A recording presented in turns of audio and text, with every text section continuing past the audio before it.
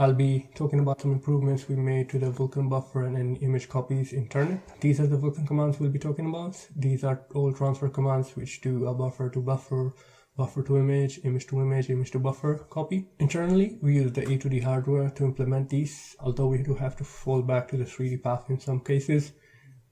With the A2D, we can accomplish these much faster without bogging down the entire 3D path. These are the cases in which we had to fall back to the 3D path, so sample count being greater than 1, which is not supported by the A2D, or an issue with canonicalization where copies were not bit exact. Let's look at what an A2D transfer looks like in the command stream. We set up the register configuring the transfer. We set up the source and destination of the transfer, set up the color format, tile mode, swap, whether it's compressed or not, and we set up the source and destination regions. In this case, the coordinates are the same. And finally, we execute the transfer.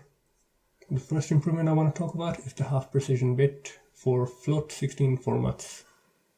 Previously, we had to resort to the 3D path because the copies were not bit exact. There was a canonicalization issue. We figured out what this bit was doing, and setting this bit resulted in those copies being bit exact. Using the 2D path instead of the 3D should result in an improvement, but how much exactly are we talking about? I created a benchmark originally for the raw copy changes, which does an image to image copy totaling to 1 megabyte or 16 gigabyte in various chunk sizes. All the benchmarks were done on A750 and generally on Linux. As you can see from the top graph, there's an improvement slightly above 50% in GPU time. So using the 2D path instead of the 3D path makes a huge difference. So let's talk about raw copy now. With A750, new functionality was added into the A2D. We can make use of this functionality by setting the copy bit, the raw copy bit, using the int-internal format and the uint color format in the setup registers. This is what the differences look like in the command stream. And let's see some benchmark results now. So that's an improvement of above 80%. Can this be real? Yeah, there was something wrong. There was an implementation error. Sometimes we have to use a staging copy. So this is for cases like the formats being swapped.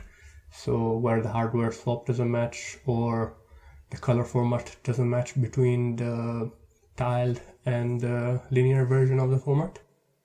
So the implementation was incorrect, so the results were invalid. Fixes were made. How did these affect the results? There's some improvement, but not as drastic as we thought. These results are collected on Android. If you haven't gotten tired of looking at graphs yet, here's a table. These are the GPU times for Mesa main for a buffer to image benchmark I implemented to investigate something. The results from the image to image benchmark were showing unexpected results. For the 16 gigabyte transfer, somehow an increasing chunk size also resulted in increased GPU time. For the 1 megabyte one, as expected, the GPU time went down as the chunk size increased. So I created the buffer to image benchmark to see the performance for linear to tiled. The trend was present there too.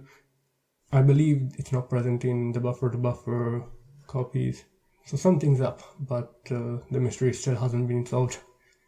For completeness, here are the results of the benchmark. We can see a maximum of about 25% improvement in GPU time. In closing, here are some other things to look into. So, of course, the first thing is to figure out why the chunk size increase also resulted in GPU time increase for the 16 gigabyte transfer, and then why didn't raw copy help across the board for all formats? It seems like only certain chunk sizes and certain formats benefit from it. Then we could use the raw copy stuff for the def stencil and also in place compression and decompression. We saw the overhead of doing the staging copy, which is quite a lot. So maybe this can help with transfers where the source and destination are compressed.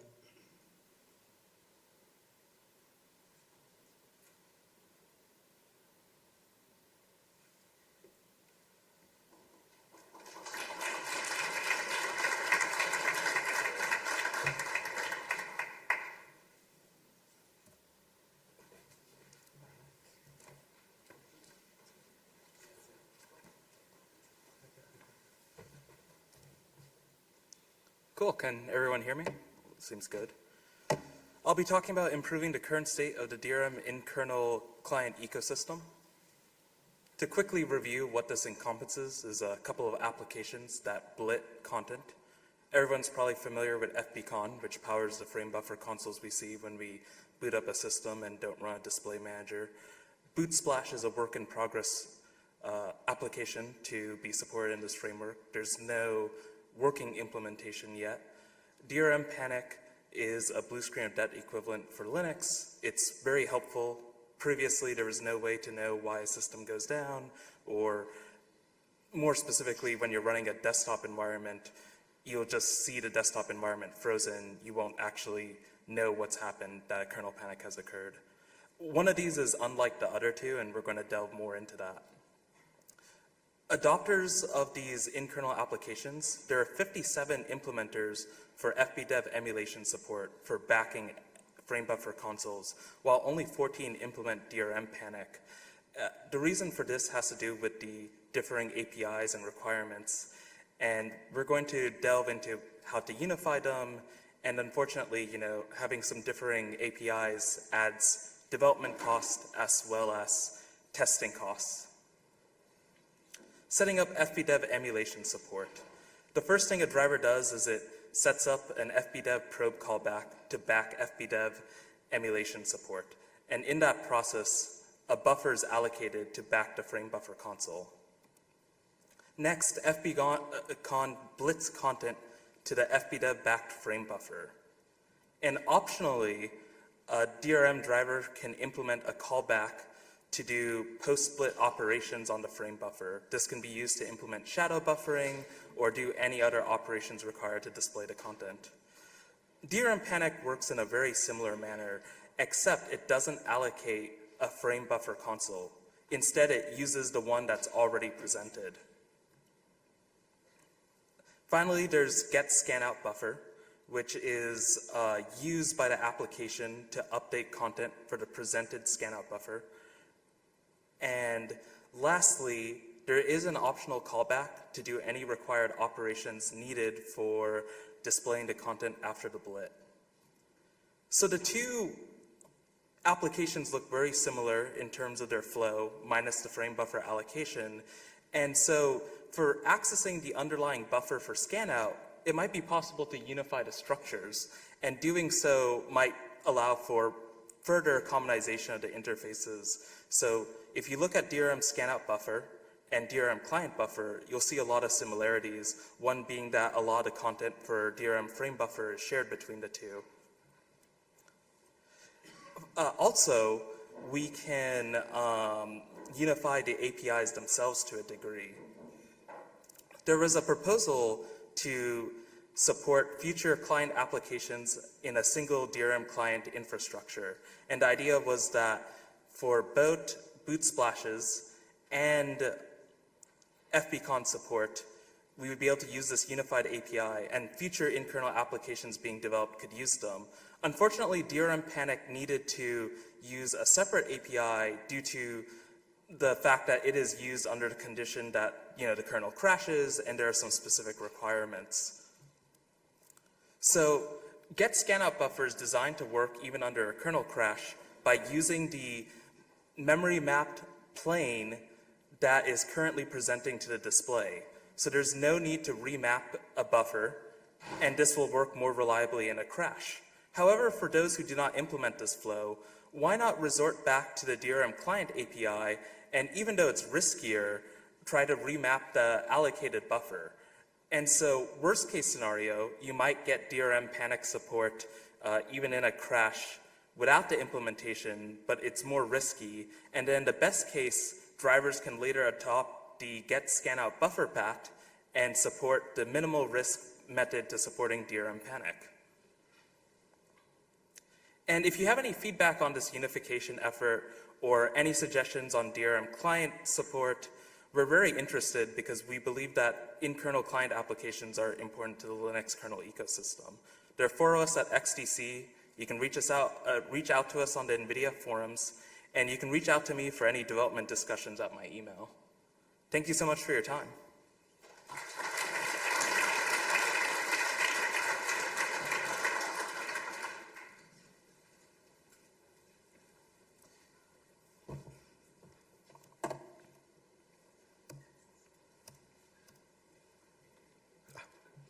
Oops.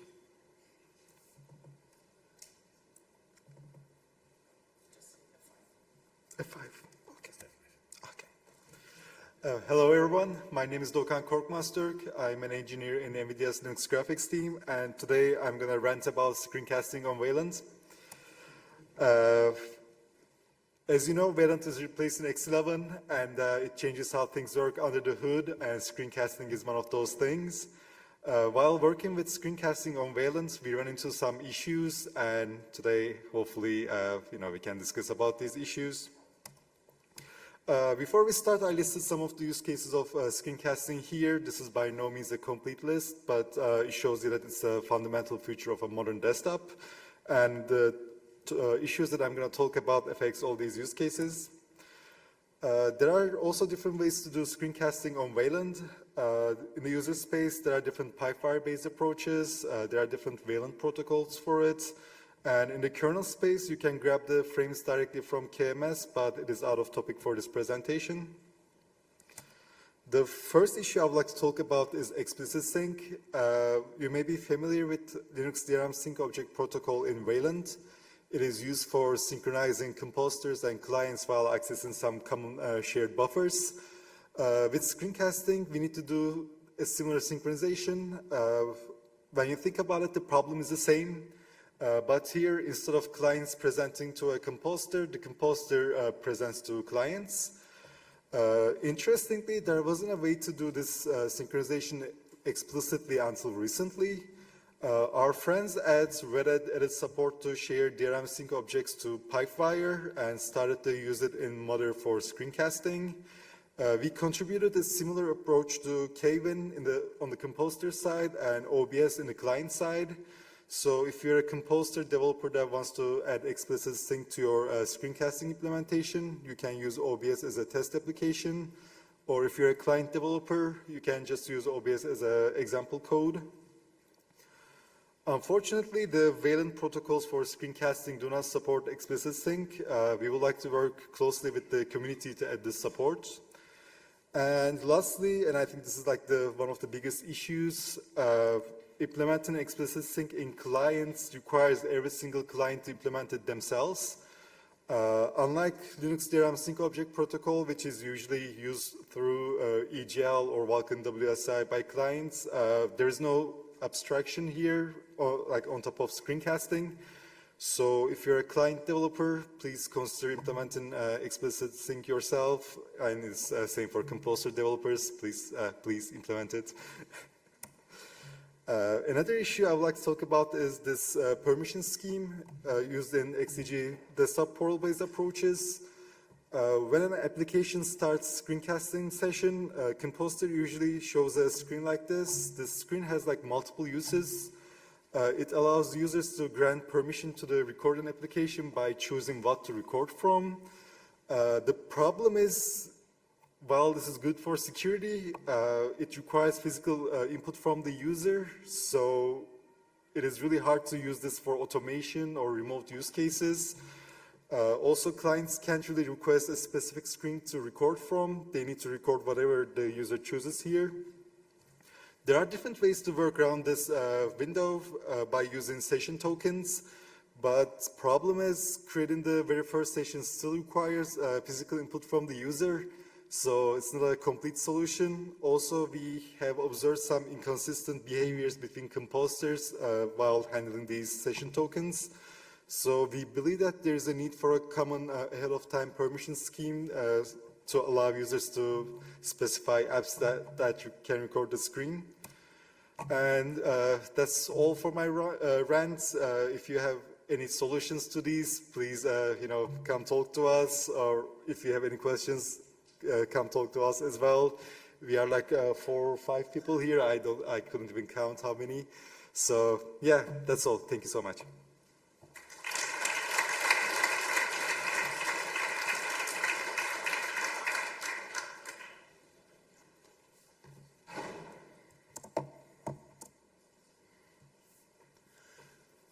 Hi everyone, I'm Drew from Google. I've been working on the Chrome OS display for a few years and more recently been working on Android Compositor and Display, and I'm one of the maintainers for the DRM Hardware Composer. And so what is DRM Hardware Composer? It implements Android's Hardware Composer API on top of the DRMU API. The Hardware Composer API is basically how the Android framework communicates with the underlying hardware to figure out how to best utilize the DPU to offload composition to display hardware rather than doing the GPU. It was originally used for the Pixel C tablet about 10 years ago. Since then, it's been used by a number of other devices. I've seen it's been forked a bunch of times too. And if you look back a few years, there's some other talks that have been at XDC, LPC, etc. I've included some links to those at the end of my slides. If you want to check it out, they'll have a little bit more technical details. Some of them might be a little bit out of date, but it should still be interesting. And of course, on GitLab, you can go check out the source. So we started really looking at this in earnest, about a year ago. And one of the big things that we needed to take on first was modernizing it to use Hardware Composer 3. Hardware Composer 2 was deprecated a few years ago. So that means that any new Android display features would be built against Hardware Composer 3 and implemented there. So if we wanted to support new Hardware Composer APIs, we needed to make this move. Moving to support Hardware Composer 3 also unlocked more devices that could use DRM Hardware Composer as its Hardware Composer, specifically Cuttlefish Android Virtual Device. This is a virtual device that's publicly available, and it's also used extensively internally at Google as a development tool and also in CI.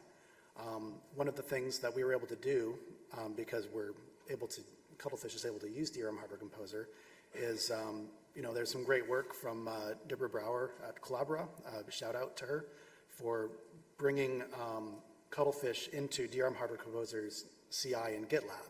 So now we can run, whenever there's an MR coming in, we can run VTS and CTS, the Android tests, to catch regressions against DRM Hardware Composer before they even merge. And building on that, we've also been able to, Deborah, again, has added some capability to run tests using VKMS as the kernel driver for these tests running in CI. And these tests take advantage of the work that Louis presented yesterday. So with this, we're able to test some of these scenarios that are kind of annoying and difficult to do manually, such as headless displays. We don't all have headless devices at our desk, so we used to regress that all the time. Hopefully that's behind us. Same with hot plug. Bugs around when displays are plugged in and unplugged to the device. We can test that in CI without needing manual reproduction. And besides these, we've also done some new feature work, such as making use of DRM cursor planes for better use of DRM resources, supporting seamless refresh rate changes for the Android MMR feature, which will allow for just better power and performance. And moving on from here, we're still working on it. Myself and my colleagues, we probably do 95% of our development in GitLab. We'd like to further improve the testing and build out the tests that we have to make it more reliable, so those features that we work on today aren't going to be regressed by some new features 6 months from now.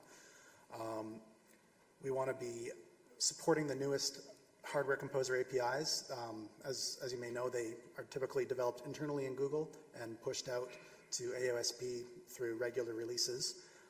We aim to support these in the upstream DRM Hardware Composer very soon after they're released to the public. And then also supporting for new DRMU APIs. There's a bit of a mismatch between what the Android Hardware Composer API offers to the framework and what DRMU API offers. There's some things that are just not possible or practical to implement with DRMU API. One of these being, say, per plane color transforms. But this is something that my understanding is it should be landing upstream very soon, and we're definitely committed to supporting that and implementing Hardware Composer on top of this. And then just in general, figuring out ways to improve the composition strategy for general cases, but also for taking advantage of specific hardware and just making it a more effective Hardware Composer solution in general. I think that's the end. Again, feel free to check out code at GitLab and the links in the slide. Thank you very much.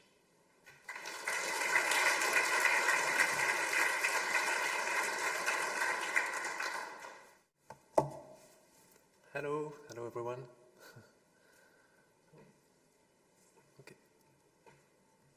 Okay. So I'm Jocelyn Falempe. I work at Red Hat, and today I will talk about DRM panic. So this is kind of a blue screen of death implementation for Linux. First of all, many of you did experience a kernel panic recently, just to check if no. You're much better programmers than me then, I think. So first of all, a brief history of DRM panic. So I sent the first RFC in 2023, and thanks to the awesome DRM community, I was able to merge first versions in the 6.10. It only supported a few drivers, and simple DRM, Matrox, ASPID, and IMX, so not really that useful. But then later, people had support for other GPUs, and I also helped for some of them. And now with the latest v6.17 kernel, we have support for the 3 major GPU for desktop, for the in-tree, at least, kernel drivers, so Nouveau, AMD GPU, i9-15, and XE. And there are also a lot of other drivers that support DRM panic, so that's really cool. In the DRM panic implementations, the first things to do is to try to find a frame buffer when we can write the DRM panic. So basically there is 2 solutions to do that. So either you pre-allocate a frame buffer that you will use in case of panics. It has some drawbacks. And the other solution is to try to reuse the current frame buffer that is currently displayed. For all the implementations, currently we always use the second solution, which revealed to be simpler to implement, and that works in all GPU. So yeah. The second thing is that the DRM panic will need to draw the panic screen to that. So it provides 3 ways to tell where the frame buffer is. The first one is in IO/sysmap, so basically it's just a linear virtual address, or for memory or for IO memory on some platforms. The second way is to just give it a page list in system memory. So this is in case sometimes the frame buffer is in system memory, but it's not mapped on the CPU, so you can't write to it directly. So DRM panic will need just to map each page before writing the pixel to this page. And the last one is most flexible. It's a set pixel callback. So basically, DRM panic will call you for each pixel to draw. So it's a bit slow, but it allows your drivers to do whatever it wants to draw the pixel to the hardware. So, for example, AMD GPU use that. They have some specific registers in their GPU that you can use and it will draw wherever is the frame buffer. It will draw there. So it has its usage. So if you have a good GPU drivers in the kernel and you want to add DRM panic support, it's pretty easy. I hope so. You have to implement a few callbacks. So the first one is get scan-out buffer. So this will just try to get the current frame buffers that your GPU is using. It's called for each primary plane of your drivers. And basically, you just put the information of your scan-out buffers. Then you have a set pixel functions that I already explained. It's optional. If you have to do some specific things, then you will need to implement this. It's also implemented for like when you have tiling enabled in your hardware. So yeah. And the last one is a panic flush. It's also optional, but I think almost all drivers need to send command to the hardware to say, hey, your frame buffer has changed, draw this new one instead. So yeah. And if you do that, normally it should work. Currently, DRM panic provides 3 panic screens. You can configure them in the kernel, but you can also change them at runtime if you want to experiment other panic screen. So the first one is this one. So it's pretty simple. You only have one sentence that says why the kernel crashed, so you still have a hint of why it crashed, but basically it's pretty hard to debug them. This one is KMSG. It's a legacy one, so basically only the KMSG that is displayed on screen. And the last one is a QR code. So it's the same as the previous one, but the information is encoded inside the QR code. This one has the information as plain text in the QR code. And now this one has the same information, but it's URL encoded and compressed in the QR code. So if you have a phone, you can scan it, and it will send you to a website that will decode this information. Why using an URL? The reason is that most QR code readers, they expect to have an URL, so it's a bit easier. And the second is that you can compress and encode the data, which means you can put twice as much debug data in the QR code. Also, for those that are concerned about privacy, spanning data is encoded as a URL fragment. That means that it will stay on your browser. You won't send this data to the server to decode it. But obviously, when you will submit Bugzilla or an issue, you will probably share this data publicly. And also, someone contributed an Android application that is able to decode this data. So you can even do that offline if you pre-install the application there. And I think that's all for GM Panic. Thank you for attending.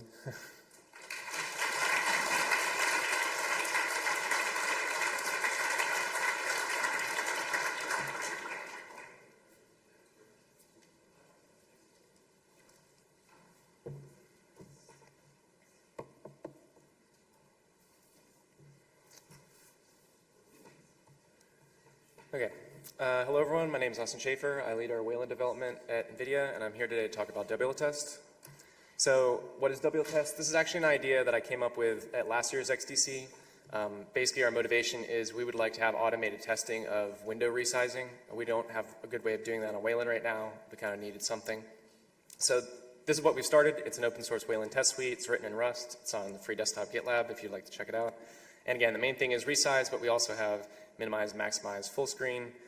We try to cover the different types of platforms that we deliver, and we don't require anything particularly custom for this setup. So why do we need a new test suite? The existing stuff is very interesting, and they're compelling projects, but they don't exactly fit the type of testing that we need for a driver. The biggest one is probably WLCS. It's the Wayland Conformance Test Suite. Again, this one is very compositor focused. You have to build a special module with your compositor in it, and then you hand that to WLCS, and it runs all the tests on it. That doesn't really do the type of resizing thing that we're looking for here to help find regressions in our driver. Wayland Run is another cool project, but again, it's launching a simple headless compositor. It's running the app in it. We don't have a way to do the types of testing there, and it being headless is a disadvantage as well. And finally, there's no real scripting cross-compositor method we can use to just make an internal solution like this. On X, we can use something like XDoTool, but we don't have an equivalent on Wayland. So instead, we come up with a wltest. The main difference at first glance is the fact that it doesn't require any custom setup to run. You don't need to build a custom compositor. You don't need to have any specific symbols or enable anything. And it's not headless. We want to actually exercise the physical presentation path. We also have an interesting feature where you can run the pre-existing tests with an arbitrary program, which is pretty useful for debugging things, but it's also useful for if you would like to use this to test your own client that you're developing or something like that. And again, we have coverage of Vulkan and EGL on Wayland and X-Wayland. We want to make sure that all of our libraries for that are as bug-free as we can make them. And if we look at the design, I think it reflects the what I was saying about being able to launch arbitrary programs. If you look at the diagram on the right side, it starts with a test definition at the top. The test definition doesn't know anything about the application. It just simply tells it to resize. It picks a target size. It tells it to minimize, etc. And then the application can either be a Wayland application, which is built into wltest. So in this one, it's literally just wltest acting as a Wayland client with a simple EGL drawing loop.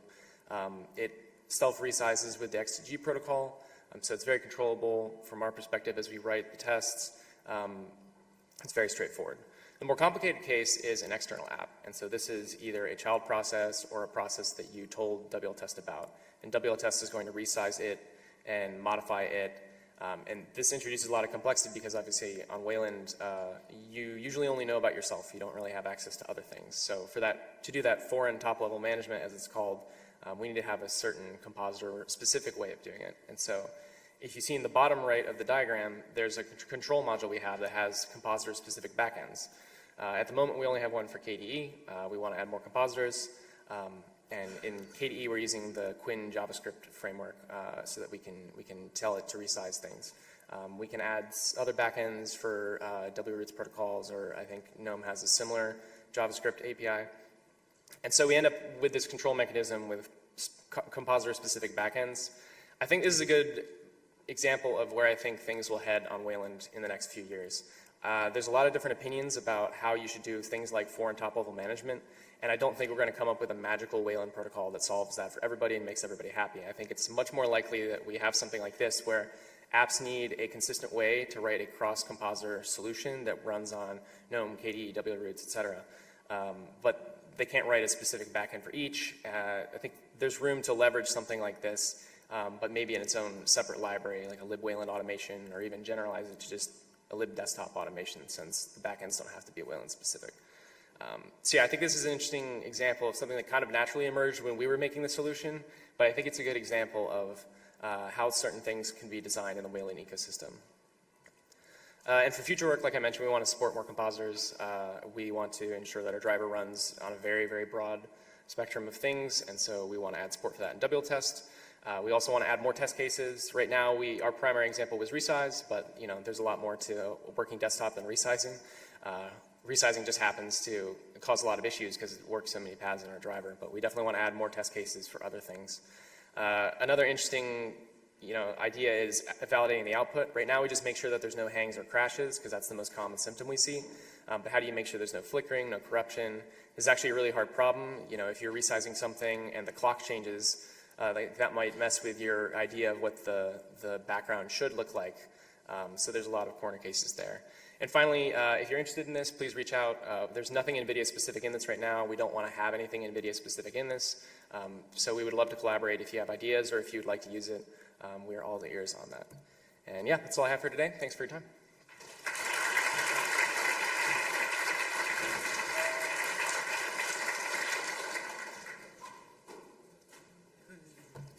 Hi. So I was working on cooperative matrix for NVK support. People were interested in it. Mary did the original bring up work, and I looked into performance. Currently, what we support in NVK, it's a little limited subset of what the hardware supports, but currently we support the like 8-bit integer, 16-bit floating point, and 32-bit floating point matrix operation. We support generally all the hardware supported sizes. It's a little bit more flexible of what AMD provides. It's there are different sizes, and we usually advertise all of it. And kind of unusual, but NVIDIA documentation actually helped a lot with implementing all the features. CUDA has a lot of those things, so you kind of see how in a comparative matrix you have to put certain value into certain registers, into certain threads. And the CUDA documentation, this is taken from there, explains like all how it looks like. So I didn't have to reverse engineer much, which is super helpful because it saves a lot of time. And thanks to NVIDIA to provide a lot of documentation on this. So anyway, performance. There's this micro benchmark which basically runs cooperative matrix multiplication add in a loop. Initially, when I started to work on it, it was like I got like 20% out of the NVIDIA driver. Currently on MISA main, we are at 70%, and in the development branch, I'm at 92% compared to the NVIDIA block driver. And hopefully, we will be able, or I will be able to close the gap soon enough and become faster. So. There have been a few performance optimization I have been doing to achieve this kind of performance. NVIDIA added a very specific load instruction for shared memory, which is super weird because it operates on quads instead of single instructions, and you load consecutive area of memory. It's maybe a little bit hard to understand, and I wasn't really able to come up with a good visual representation, but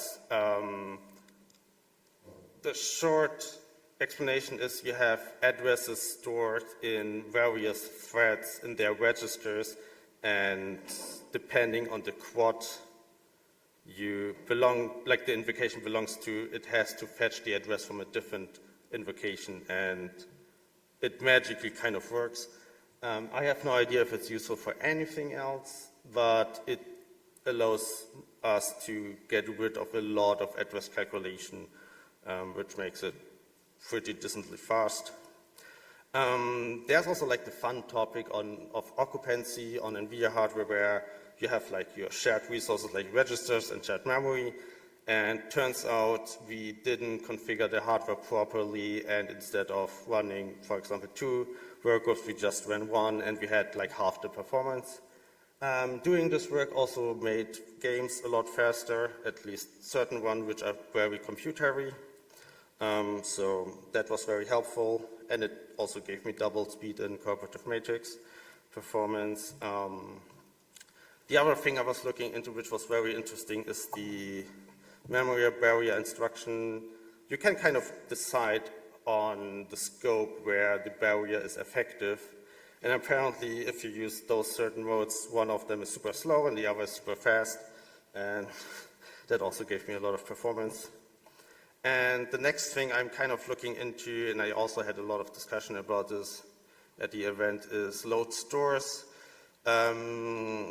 Other people are also looking into it, and essentially what we can do is we can combine offset or the address from multiple sources and do a lot of calculation in the load and store instruction directly, instead of having it to do it as explicit instructions. It kind of depends on the memory area you are loading from, how competent it is. Shared memory has an additional stride, which is in Shift. You can also move into the load store. And it's a little bit cursed at the moment, and my solution might not be optimal, and there's better ways to do it. But I kind of want to start the discussion of how much use we can make of range analysis to optimize further than the limited information we are getting at the moment. I was looking into making use of the DREF information, because at the moment in NEAR and MISA we throw it away pretty early. But yeah, that also gave me quite a bit of performance, but I still have to finish it. It's not merged yet, but it helps also a little bit. Yep, that's basically it.